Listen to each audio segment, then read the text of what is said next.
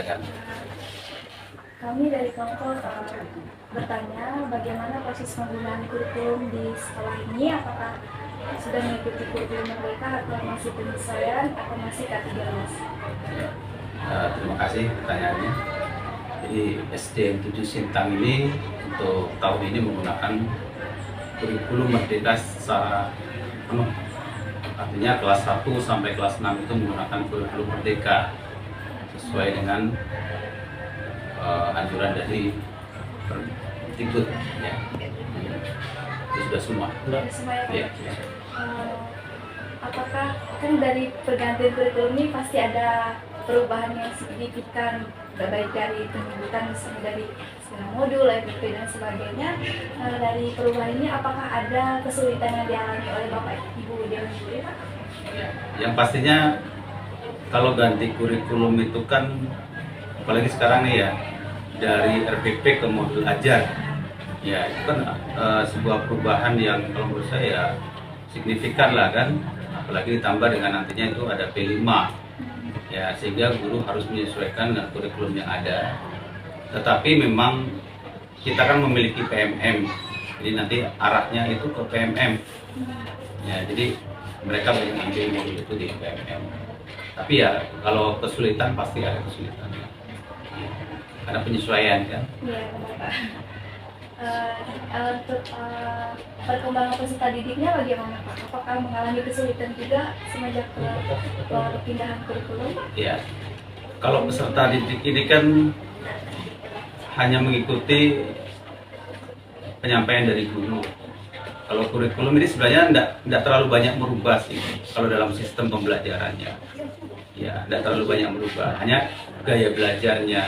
Kalau sekarang kan ada namanya harus asesmen diagnostik, kemudian baru setelah di asesmen diagnostik baru pembelajaran diferensiasinya, ya kan?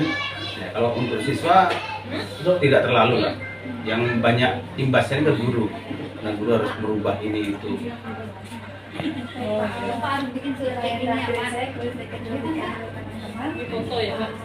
Tentunya dari perubahan kurikulum pasti ada interaksi dengan orang tua murid kan Pak ya? Di awal sultan dulu ataupun pada saat pendidikan, bagaimana tanggapan orang tua tidak terlibat Ya, kalau orang tua karena sekarang ya media sosial ini kan udah banyak ya beredar ini kurikulum begini, sehingga orang tua tidak terlalu banyak bertanya.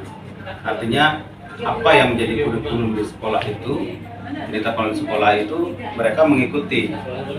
Ya, jadi orang tua ya hanya mendukung saja. Tetapi begini, sekarang kan adanya transisi PAUD ke SD, ya kan? Nah, transisi PAUD ke SD ini pembelajaran khususnya untuk kelas 1 2 ini berbeda karena harus mengikuti pembelajaran seperti yang ada di PAUD. Tapi itu kita sampaikan pada saat mengenal lingkungan ini, MPLS, ya. Jadi orang tua sudah banyak mengetahui. Terima kasih Pak. Ya. Silakan. Sejauh mana penerapan atau penggunaan kurikulum Merdeka di sekolah ini? Ya, kurikulum Merdeka karena sudah dilaksanakan 3 tahun ini, jadi begini, teman-teman yang sudah melaksanakan kurikulum Merdeka lebih awal, jadi kami memiliki komunitas belajar di sekolah setiap Sabtu, ya sehingga teman-teman yang sudah duluan menggunakan kurikulum, mereka ini memberikan praktek baik kepada teman lain dengan cara menularkan ilmunya pada saat komunitas belajar yang kami laksanakan setiap hari Sabtu. Ya. Pertanyaan kedua, bagaimana strategi sekolah dalam memastikan bahwa stabilitas kurikulum digunakan untuk meningkatkan stabilitas pembelajaran? Ya, jadi memang ada beberapa strategi yang kita terapkan di sekolah lah ya. Karena penggunaan kurikulum Merdeka ini kan termasuk hal yang baru. Kalau kami bukan sekolah penggerak, tapi kami sudah menerapkan kurikulum Merdeka ini kepada seluruh kelas, ya seluruh kelas. Jadi strateginya, jadi guru-guru yang memiliki kelemahan dalam IT itu akan dibantu oleh teman lain.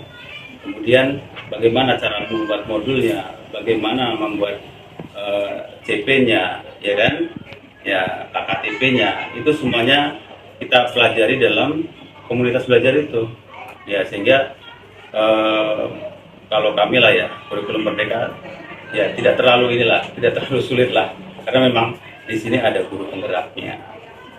Ya, itulah yang banyak memberikan praktik baik kepada teman lain. Ya.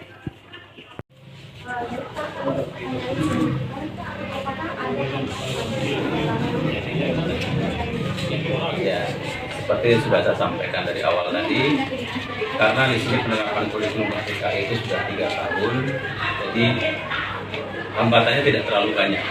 Ya, karena memang ada beberapa guru yang mengikuti guru penggerak yang sudah menguasai kurikulum Merdeka, ini berbagi praktek baik dengan teman lain dalam komunitas belajar. Sehingga teman-teman yang merasa kesulitan ini dapat dibantu oleh teman yang memiliki kelebihan. Ya, sehingga penggunaan kurikulum Merdeka di SD7 ini saya katakan berjalan normal. Ya. Itu bisa dibalas juga ya. Ya, sama. Jika dibandingkan dengan kurikulum yang sebelumnya, Kita baca ya, buka aja deh, dibaca aja deh. kurikulum Merdeka Itu bisa dibalas ya. sebelumnya. Kalau saya nilai beginilah ya. Jadi penilaian saya selaku pribadi, Iya kan? ya pribadi, Buka aja deh. penggunaan kurikulum 13 dengan kurikulum Merdeka ini sebenarnya yang bagus di kurikulum Merdeka. Kenapa?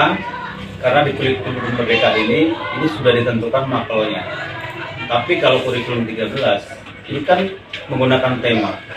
Dalam satu tema ini harus belajar matematika, ya kan, dan lain sebagainya. Itu jadi satu, sehingga itu membingungkan. Bukan hanya membingungkan anak-anak, tetapi orang tua yang kadang mengerjakan tugas di rumah ini kebingungan. Jadi ini seperti apa ini? Tidak diurusan kan? Ya, jadi kalau menurut saya kurikulum Merdeka ini Dia ada sudah berantakan kan? ya, sudah. Ya pun kita. Iya.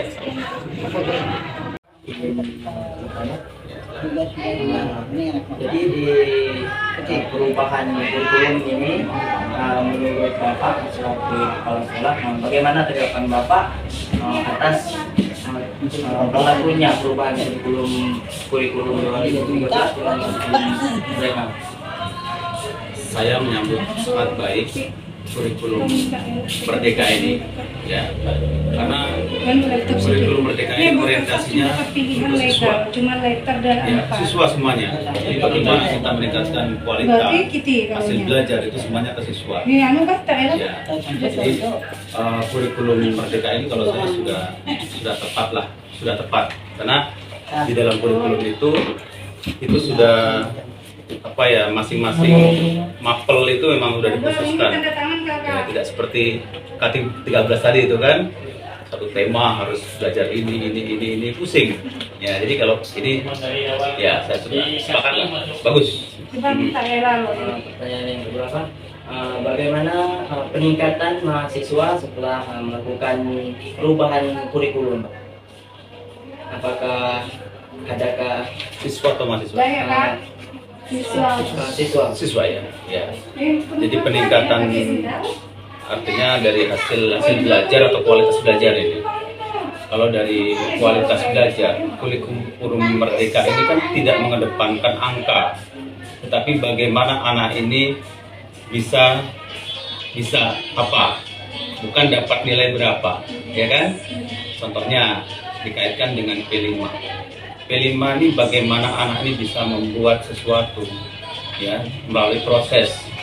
Ya, misalnya nih membuat kearifan lokal, ya, membuat makanan tradisional. Jadi ada lempuk misalnya, bagaimana proses pembuatan lempuk, ya kan? Jadi anak tahu. Jadi sampai dia ini menjadi sebuah produk, dia tahu prosesnya. Nah, ini kalau saya sepakat, artinya anak ini memang benar-benar melakukan proses itu. Itu sesuatu bagus sekali. pertanyaan kita,